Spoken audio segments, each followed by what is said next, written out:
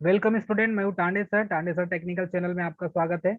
Student, आज का topic है ट्रांसफार्मर में ट्रांसफार्मर ऑन लोड। मतलब कि लोड में जब लोड कनेक्ट करेंगे ट्रांसफार्मर के, तब ट्रांसफार्मर कैसा वर्क करेगा। ठीक है। तो ऑन लोड में ट्रांसफार्मर जब होगा तो ये कैसे वर्क करेगा दोस्तों, इसे हम देखेंगे। चलिए इसको क्लियर करते हैं, ज्यादा अच्छा होगा। ट्रांसफार्मर ऑन लोड में ट्रांसफार्मर में दो सिचुएशन क्रिएट होती है। दो सिचुएशन का मतलब ये है कि यहाँ पर ट्रांसफार्मर के सेकेंडरी साइड में लोड को कनेक्ट किया जाएगा। तो जब भी ट्रांसफार्मर के सेकेंडरी साइड में लोड को कनेक्ट किया जाएगा स्टूडेंट, तो ये सेकेंडरी साइड, ये प्राइमरी साइड हो गया ट्रांसफार्मर का। This is called V1। ये प्राइमरी साइड हो गया, ये प्राइमरी साइड हो जाएगा ट्रांसफार्मर का। और ये हो जाएगा सेकेंडरी साइड। सेकेंडरी हम साइड ट्रांसफार्मर में लोड को कनेक्ट करते हैं। सेकेंडरी साइड में किसको कनेक्ट करेंगे दोस्तों? लोड को कनेक्ट करेंगे। तो जब सेकेंडरी साइड में लोड को कनेक्ट करते हैं तो ट्रांसफार्मर की ये प्राइमरी वाइंडिंग हो गई। प्राइमरी वाइंडिंग में जब वोल्टेज अप्लाई किया जाएगा, V1 जब देंगे इसमें दोस्तों, तो यहाँ पर फ्लक्स फाई 1 क्रिएट होगा। तो यहाँ पर फ्लक्स फाई क्रिएट होगा दोस्तों। जब यहाँ पर फ्लक्स फाई क्रिएट होगा तो हम यहाँ समझ सकते हैं कि इसके कोर में फ्लक्स फाई 1 के कारण या फ्लक्स फाई जो इंड्यूस्ड होगा उसके कारण E1 वोल्टेज उत्पन्न होगा। और इसके स्कोर में सेकेंडरी वाइंडिंग लपेटी हुई है, तो सेकेंडरी वाइंडिंग में भी E2 वोल्टेज उत्पन्न होगा दोस्तों। इसके कोर में फ्लक्स यहाँ पर घूमते जाएगा। चलिए, जब ट्रांसफार्मर ऑन लोड में होता है तो सेकेंडरी साइड में उसका लोड को कनेक्ट किया जाता है। जब सेकेंडरी साइड में लोड को कनेक्ट करते हैं तो यहाँ पर फैराडे के इलेक्ट्रोमैग्नेटिक म्यूचुअल इंडक्शन के कारण, म्यूचुअल, ये पॉइंट आपको याद रखना दोस्तों, म्यूचुअल इंडक्शन के कारण ही सेकेंडरी साइड में वोल्टेज उत्पन्न होता है। तो म्यूचुअल इंडक्शन की जो क्रिया होती है वो ट्रांसफार्मर में होती है। और ये म्यूचुअल इंडक्शन की जो क्रिया है ये फैराडे के नियम पर आधारित है। क्लियर है दोस्तों? ये तो बेसिक इसका प्रिंसिपल हो गया। जब ट्रांसफार्मर की प्राइमरी वाइंडिंग को कोर पर लपेटा जाता है और AC वोल्टेज से इसको फीड किया जाता है, जोड़ा जाता है, तो इसी के कोर में लपेटे हुआ सेकेंडरी वाइंडिंग जो है, मतलब कि इसी के कोर के पास जब दूसरी वाइंडिंग को लाकर रखा जाता है, तो इसी में फ्लक्स ग्रंथन के कारण, इस फ्लक्स के ग्रंथन के कारण, फ्लक्स लिंकेज के कारण यहाँ पर सेकेंडरी वाइंडिंग में भी वोल्टेज उत्पन्न होने लगता है। तो यहाँ पर सेकेंडरी वाइंडिंग में भी वोल्टेज उत्पन्न होने लगता है। और जब इसे लोड से कनेक्ट करते हैं तो इस लोड से होते हुए करंट फ्लो होने लगता है दोस्तों। तो ट्रांसफार्मर बेसिकली दो टाइप के होते हैं, एक तो प्राइमरी स्टेप अप टाइप का और दूसरा स्टेप डाउन टाइप का दोस्तों। तो ये प्राइमरी साइड हो जाएगा और ये हो जाएगा सेकेंडरी साइड। यहाँ पर जब ट्रांसफार्मर की प्राइमरी वाइंडिंग में सप्लाई देंगे तो यहाँ पर फ्लक्स फाई 2 सेटअप होगा। मतलब कि यहाँ पर क्या करेगा, फ्लक्स सेटअप होगा। और ये फ्लक्स को सेटअप करने का काम कौन करता है? Magnetizing current. और इसमें वर्किंग करंट फ्लो होती है। तो इसमें जब I1 करंट फ्लो होगी V1 वाइंडिंग में, मतलब कि प्राइमरी वाइंडिंग में V1 वोल्टेज अप्लाई करने पर I1 करंट इस वाइंडिंग में फ्लो होती है। और इसी I1 करंट के फ्लो होने के कारण ही यहाँ पर मैग्नेटिक फ्लक्स सेटअप होता है और इसके कारण E1 वोल्टेज उत्पन्न होता है। तो यहाँ पर flux phi 2 is proportional to I2 का डेस N1 हो जाएगा। तो ये जो I2 डेस है दोस्तों, ये लोड कंपोनेंट होता है। जब इसमें लोड कंपोनेंट आप प्राइमरी, तो प्राइमरी में जो लोड कंपोनेंट कहलाएगा I2 डेस। अर्थात कि I1 जो करंट है इसमें एड क्या क्या हो जाएगा, एक तो लोड कंपोनेंट प्लस I0। मतलब I0 का मतलब होता है यह नो लोड करंट। तो इस करंट को भी, I0 को भी इसमें सर्कुलेट होना पड़ेगा, मतलब एड हो जाएगा। ठीक है। तो flux phi 2 is proportional to I2 dash N1 हो जाएगा दोस्तों। ये I2 डेस समझ में आ गया आपको? क्लियर है सभी को? इसके सेकेंडरी साइड में I2 करंट, मतलब कि V2 वोल्टेज जो उत्पन्न होगा सेकेंडरी में, उसके कारण I2 करंट फ्लो होना स्टार्ट हो जाएगी। तो I2 करंट सेकेंडरी वाइंडिंग में फ्लो होगी। तो इसमें म्यूचुअल इंडक्शन की क्रिया होगी। मतलब कि किसी प्राइमरी वाइंडिंग के पास सेकेंडरी, मतलब दूसरी वाइंडिंग को रख दिया जाए और उसमें AC धारा प्रवाहित की जाए, तो सेकेंडरी जो वाइंडिंग है उसमें ऑटोमेटिकली वोल्टेज उत्पन्न होने लगता है। तो इसमें जो फ्लक्स उत्पन्न होगा फाई 2, तो यहाँ पर phi 1 फ्लक्स जो सेटअप हो रहा है और ये phi 2 फ्लक्स यहाँ पर सेटअप हो रहा है दोस्तों। तो ये जो phi 2 फ्लक्स यहाँ पर सेटअप होगा E2 में, यही phi 2 flux N2 is proportional to I2 होगा। मतलब कि ये जो फ्लक्स है, ये फ्लक्स किसके प्रोपोर्शनल हो जाएगा, नंबर ऑफ टर्न्स के। मतलब कि वाइंडिंग में जो नंबर ऑफ टर्न्स है, मतलब फेरों की संख्या, और इसमें फ्लो होने वाली करंट I2, ये दोनों इसके इनटू में हो जाएंगे और ये इसके phi 2 के प्रोपोर्शनल में हो जाएंगे। अर्थात कि फ्लक्स फाई को बढ़ाओगे तो ये भी बढ़ेगा। क्लियर है? अर्थात flux phi 2 is proportional to N2 into I2 हो जाएगा। तो ये क्या हो जाएगा, डीमैग्नेटाइजिंग 8 एम्पियर टर्न हो जाएगा। तो ये डीमैग्नेटाइजिंग की कंडीशन में आ जाएगा दोस्तों। ठीक है, इसका यूज कहाँ कहाँ करते हैं, तो लोड इंडक्टिव, इसमें लोड जो है इंडक्टिव लोड कौन कौन से हो जाएंगे, तो I2 V2 के फेस में होंगे इंडक्टिव लोड। इंडक्टिव लोड जो L है, जिसमें लैगिंग पावर फैक्टर क्रिएट होगा, स्वाभाविक सी बात है क्योंकि ये इंडक्टिव कॉइल है। कैपेसिटिव लोड करेंगे तो लीडिंग करेगा पावर फैक्टर, और कॉपर लॉस मेजरमेंट करने के लिए इसका यूज करते हैं। तो ध्यान दीजिएगा, हमने नो लोड में आयरन लॉस ज्ञात किए थे, और ऑन लोड में कॉपर लॉस यूज करेंगे, मतलब कि कॉपर लॉस मेजरमेंट करेंगे। नो लोड में हमने आयरन लॉस मेजरमेंट किया था, और ऑन लोड में हम यहाँ पर कॉपर लॉस मेजरमेंट करेंगे। तो बेसिकली सिंपल शब्दों में हम ये कह सकते हैं कि ट्रांसफार्मर जब ऑन लोड में हो, तो ऑन लोड में ट्रांसफार्मर की टेस्टिंग करते हैं, तो उस समय कॉपर लॉस मेजरमेंट करने के लिए यह टेस्ट किया जाता है। ट्रांसफार्मर में कॉपर लॉस मेजरमेंट करने के लिए ये ऑन लोड टेस्ट किया जाता है दोस्तों। क्लियर है? ऑन लोड टेस्टिंग क्यों किया जाता है, कॉपर लॉस मेजरमेंट करने के लिए। तो ये दो पॉइंट आपको याद रखना होगा दोस्तों। चलिए, अब यहाँ पर हम इसके इसके कुछ पॉइंट को देखते हैं। इसका पॉइंट क्या है, फर्स्ट में देखेंगे तो ये समझ में आ जाएगा हमें कि ये जो वोल्टेज यहाँ पर उत्पन्न हुआ है, यह वोल्टेज हमें बेसिकली यहाँ समझ में आता है कि E1 जो वोल्टेज है, मतलब कि प्राइमरी वाइंडिंग में जो उत्पन्न वोल्टेज है, यह हो जाएगा 4.445 mF इंटू एन। अर्थात कि N1 जो हो जाएगा ये प्राइमरी वाइंडिंग में हो जाएगा, प्राइमरी वाइंडिंग में वोल्टेज। और ये जो E1 लिखा है, ये प्राइमरी वाइंडिंग का N1 क्या हो जाएगा, नंबर ऑफ टर्न्स, मतलब कि फेरों की संख्या। प्राइमरी वाइंडिंग में फेरों की संख्या, नंबर ऑफ टर्न्स। एफ क्या हो जाएगा, स्काल्ड फ्रीक्वेंसी। तो ट्रांसफार्मर की जो फ्रीक्वेंसी हो जाएगा वो एफ हो जाएगा। फ्लक्स हो जाएगा मैक्सिमम फ्लक्स, मैक्सिमम फ्लक्स, ये इसका मान है। 4.44, ये जो है 1.11 फॉर्म फैक्टर्स के साथ हमने 4 का गुणा किए, तब ये निकल के आया है। अर्थात कि जो ईएमएफ इक्वेशन है, ईएमएफ इक्वेशन से हम इसको निकाल सकते हैं। तो इसमें जब वोल्टेज कम होगा, प्राइमरी में वोल्टेज कम होगा, तो फ्लक्स भी कम होगी, याद रखिएगा। अर्थात कि ये कह सकते हैं कि फ्लक्स phi 2 कम होगी तो वोल्टेज भी कम उत्पन्न होगा, और फ्लक्स phi 2 ज्यादा होगा तो वोल्टेज भी ज्यादा उत्पन्न होगा। ठीक है, प्राइमरी वाइंडिंग में सेल्फ इंड्यूस्ड ईएमएफ जो उत्पन्न होगा वो फ्लक्स phi 2 के कारण उत्पन्न होगा। क्लियर है सभी को? उसके बाद हम देखेंगे यहाँ पर I2 डेस, ये जो I2 डेस है करंट, ये I2 डेस करंट जब उत्पन्न होगी, तो ये किस किस के साथ में होगी इसका, तो I2 current, I2 dash current is equal to हो जाएगा V1 माइनस E1 अपान Z1। अर्थात कि इसमें I2 करेंट, I2 डेस करेंट का मान कम होगा, तो वोल्टेज का भी जो E1 वोल्टेज है, प्राइमरी वाइंडिंग में इंड्यूस्ड ईएमएफ वोल्टेज जो है वो भी कम हो जाएगी।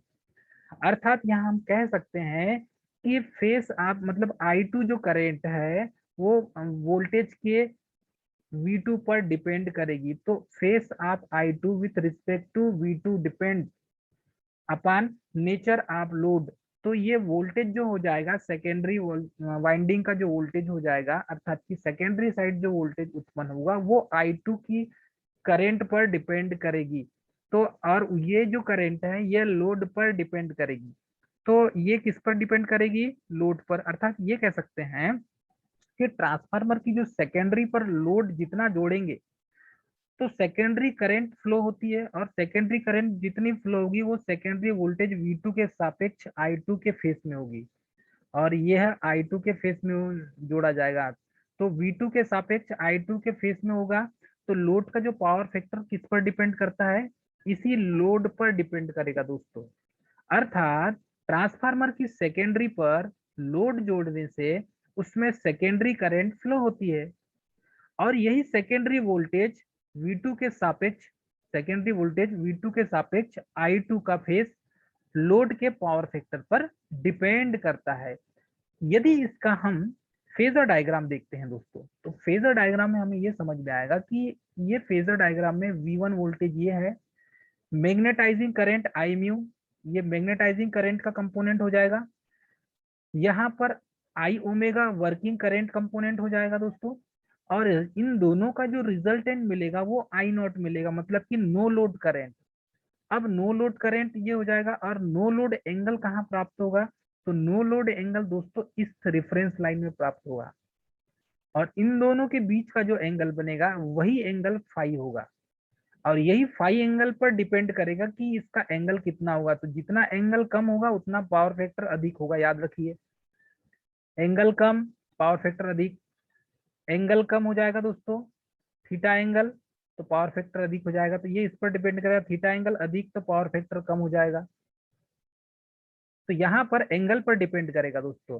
तो इसमें जो V2 करंट है, मतलब सेकेंडरी वाइंडिंग में जो करंट फ्लो होगी वो सेकेंडरी वाइंडिंग के वोल्टेज के फेस में ही होगी। जैसे यहाँ I2 और V2 दोनों एक ही फेस में दिख रहे हैं, तो यहाँ पर यही बोला गया है कि जब ट्रांसफार्मर की सेकेंडरी पर हम लोड डालते हैं तो लोड डालने पर सेकेंडरी करंट फ्लो होगी I2, लोड डालेंगे तो सेकेंडरी करंट I2 फ्लो होगी। तो ये सेकेंडरी वोल्टेज की जो load current I2 secondary voltage के सापेक्ष में उसके फेज डिफरेंस पर डिपेंड, मतलब कि उसके फेज पर ही डिपेंड करेगी, उसी फेज में चलेगी। और ये जो है लोड का जो पावर फैक्टर पर डिपेंड करेगा कि ये वोल्टेज और करंट के बीच का एंगल कितना बन रहा है। तो ये जितना वोल्टेज और करंट के बीच का एंगल बनेगा उस हिसाब से यहाँ पावर फैक्टर एंगल बनेगा थीटा। क्लियर है, क्योंकि पावर फैक्टर क्या है, V एंड I के बीच का कोण है, ठीक है, V और I के बीच का कोण है दोस्तों। तो इस तरीके से इसे हम समझ सकते हैं। यदि यहाँ पर जब हम इसको रजिस्टिव कैपेसिटी और इंडक्टिव लोड के रूप में देखते हैं, क्योंकि ट्रांसफार्मर में resistive load, capacitive load, inductive load ये दोनों यूज किए जाते हैं दोस्तों। तो यदि हम इस तरीके से यहाँ पर देखते हैं ट्रांसफार्मर में, तब हमें देखने मिलता है कि यहाँ ट्रांसफार्मर का जब नो लोड की कंडीशन, फुल लोड की कंडीशन, और थर्ड जो है यहाँ पर देखेंगे तो हमें एक चीज देखने मिलती है दोस्तों कि ट्रांसफार्मर बेसिकली फुल लोड में या ऑन लोड में, इसे फुल लोड भी कह सकते हैं और ऑन लोड भी कह सकते हैं दोस्तों। तो ऑन लोड में क्या होता है, ऑन लोड का जो सिचुएशन है वो सिचुएशन में यदि हम लोड को कैपेसिटिव, रजिस्टिव और इंडक्टिव लोड के रूप में देखें तब हमें क्या प्राप्त होता है। तो चलिए सबसे पहले देखेंगे नॉन इंडक्टिव लोड, अर्थात कि प्योर रजिस्टिव लोड। तो ये रजिस्टिव लोड की बात कर रहे हैं दोस्तों, जब ट्रांसफार्मर के सेकेंडरी साइड हम रजिस्टिव लोड कनेक्ट करेंगे तब क्या होगा। तो यहाँ पर हमें पता है कि वोल्टेज और करंट दोनों एक ही फेज में है, मतलब सेकेंडरी वाइंडिंग की जो करंट है और सेकेंडरी वाइंडिंग की जो वोल्टेज है वो दोनों इन फेज में, मतलब एक ही फेज में है। ये दोनों एक दूसरे के एक ही सापेक्ष में है, एक ही फेज में है। तब की सिचुएशन में यहाँ पर क्या होगा, तो देखिएगा ये V2 वोल्टेज है और ये I2 वोल्टेज, और ये हो जाएगा I2 वोल्टेज। तो ये रेफरेंस लाइन हो गई, यहाँ पर वोल्टेज एंड करंट के बीच का एंगल हम देखते हैं। तो वोल्टेज और करंट के बीच का यदि हम एंगल को देखें तो यहाँ पर हमें यह प्राप्त होता है कि जब कैपेसिटिव लोड होगा तो पावर फैक्टर लीड करेगा, तो ऊपर एंगल बनेगा, मतलब कि यहाँ थीटा जो कोण बनेगा वो ऊपर बनेगा, देखिए। और जब इंडक्टिव लोड होगा तो वोल्टेज का जो एंगल होगा, वोल्टेज और करंट के बीच का, वो नीचे बनेगा दोस्तों, थीटा एंगल नीचे बनेगा। तो ध्यान दीजिएगा, इंडक्टिव लोड जब होगा, इंडक्टिव लोड होगा तो एंगल नीचे बनेगा, और लेगिंग पावर फैक्टर होगा, लेगिंग पावर फैक्टर होगा, लेगिंग पावर फैक्टर। क्लियर है। और जब आप कैपेसिटिव लोड लगाते हैं तो ये वोल्टेज और करंट के बीच का जो एंगल बनेगा, तो करंट का जो एंगल है वो रेफरेंस लाइन से ऊपर बनेगा। तो ऊपर बनेगा तो ये कैपेसिटिव लोड जब कनेक्ट करेंगे तब होगा दोस्तों। तो इन दोनों के बीच का जो एंगल बनेगा वो ऊपर की ओर बनेगा, और यहाँ पर ये कैपेसिटिव लोड जब कनेक्ट करेंगे तब ही बनेगा दोस्तों, तब पावर फैक्टर हो जाएगा लीडिंग पावर फैक्टर। याद रखिएगा। यदि इसको मैथमेटिकल रूप से देखें तो यहाँ पर एक चीज हमें समझ में आ जाएगा कि five two dash is equal to क्या हो जाएगा, फाइव टू हो जाएगा। ऐसा इसलिए हुआ क्योंकि करंट और वोल्टेज एक ही फेज में है, इन फेज में है जैसे इसको कहेंगे हम, एक ही फेज में है। तो यहाँ पर फाइव टू डेज का जो फार्मूला बनता है वो क्या बनेगा, I two days into I one, और फाइव टू का फार्मूला बनता है N two into E two, क्योंकि सेकेंडरी के लिए है और ये प्राइमरी के लिए है।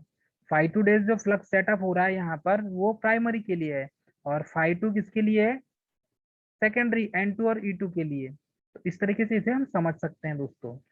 क्लियर है सभी को।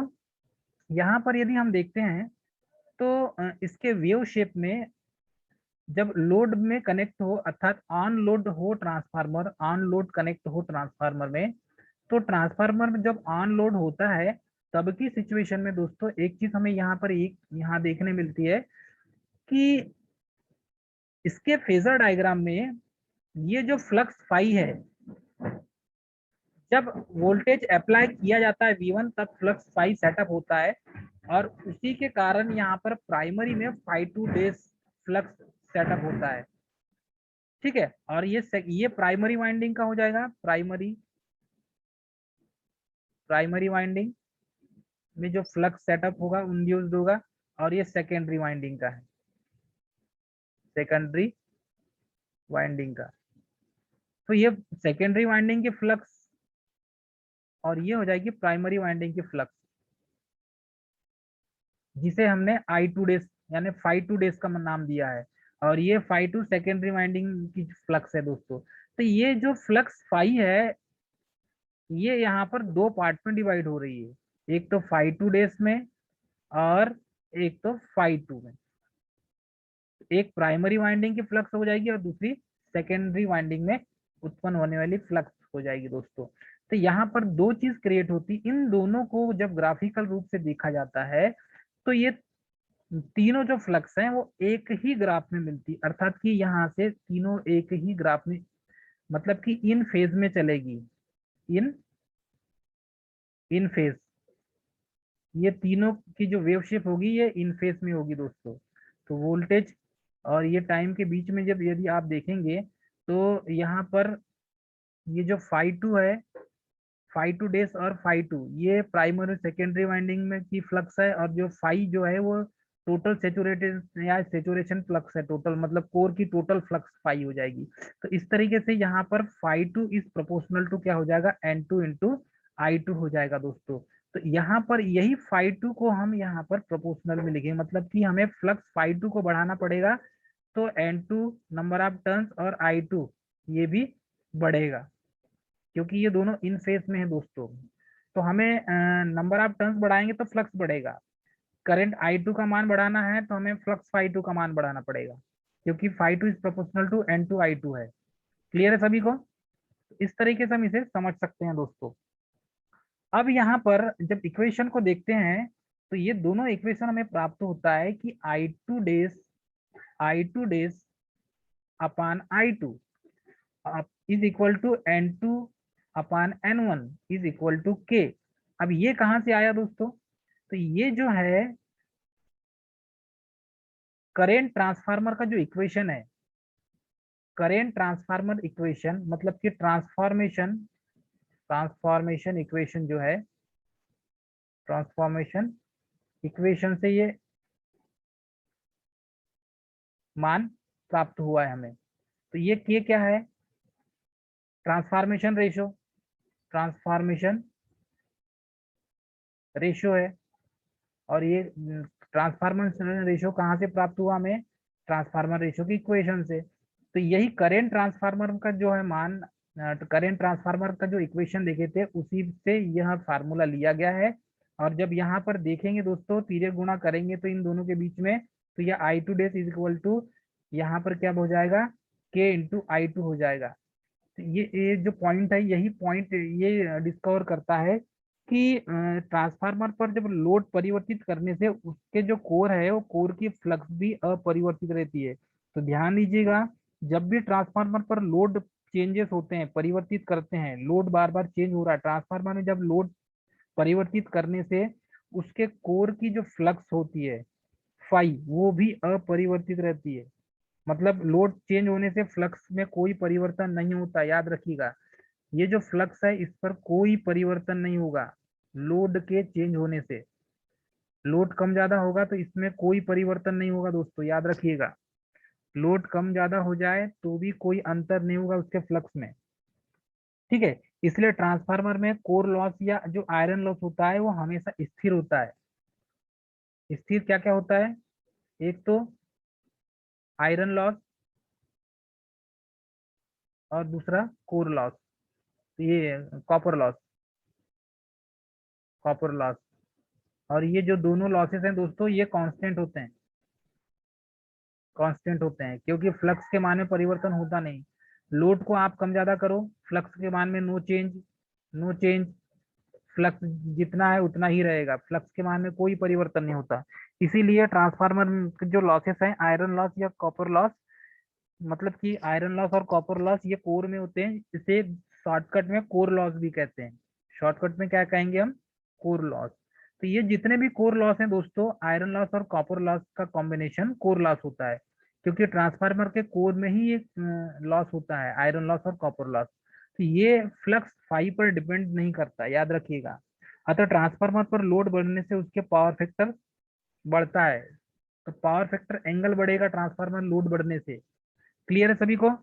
ट्रांसफार्मर में जब लोड बढ़ेगा तो पावर फैक्टर भी उसका इम्प्रूवमेंट होगा, याद रखिए।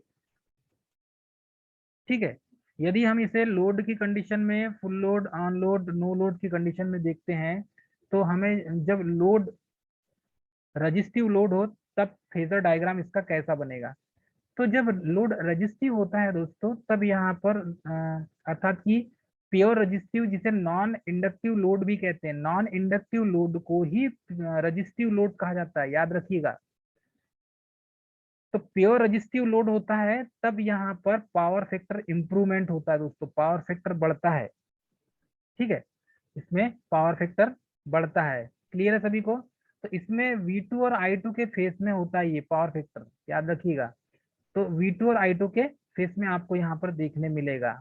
तो प्योर रजिस्टिव लोड में, अर्थात कि जब रजिस्टेंस प्योर रजिस्टिव होगा तब की सिचुएशन में, यहाँ पर ये जो V2 है, ठीक है दोस्तों, क्लियर है, ये जो V2 है और I2, ये दोनों एक ही फेज में होंगे, इन फेज होंगे।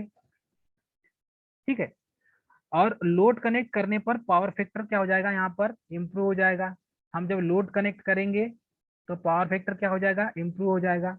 वो भी प्योर रजिस्टिव सर्किट की बात कर रहे हैं दोस्तों हम। तो जब लोड प्योर रजिस्टिव सर्किट हो तब पावर फैक्टर बढ़ता है। क्लियर है? सेकेंड है, जब लोड इंडक्टिव हो तब क्या होगा? तो जब लोड इंडक्टिव होगा दोस्तों, तब की सिचुएशन में देखेंगे, तो जब लोड इंडक्टिव होगा तब भी यहाँ पर इंडक्टिव लोड में पावर फैक्टर हो जाएगा पुअर, मतलब कि पावर फैक्टर कम हो जाएगा। जब इंडक्टिव लोड होगा तो पावर फैक्टर पुअर हो जाएगा दोस्तों, पुअर पावर फैक्टर हो जाएगा, मतलब पावर फैक्टर क्या हो जाएगा? कम हो जाएगा, याद रखिए। इंडक्टिव लोड में पावर फैक्टर क्या हो जाएगा? कम हो जाएगा। क्लियर है? तो जब इंडक्टिव लोड होता है तब पावर फैक्टर कम हो जाता है और वोल्टेज